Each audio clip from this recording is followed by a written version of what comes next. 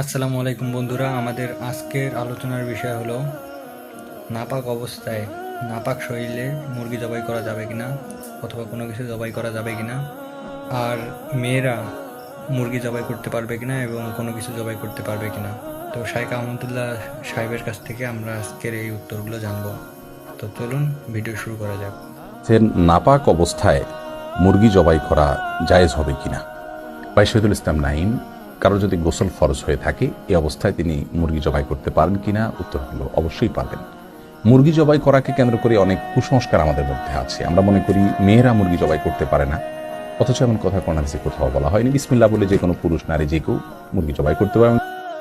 আশা করি সকলে বুঝতে পেরেছেন নাপাক অবস্থায় মুরগি জবাই করা যাবে কিনা এবং মেয়েরা মুরগি জবাই করতে পারবে কিনা।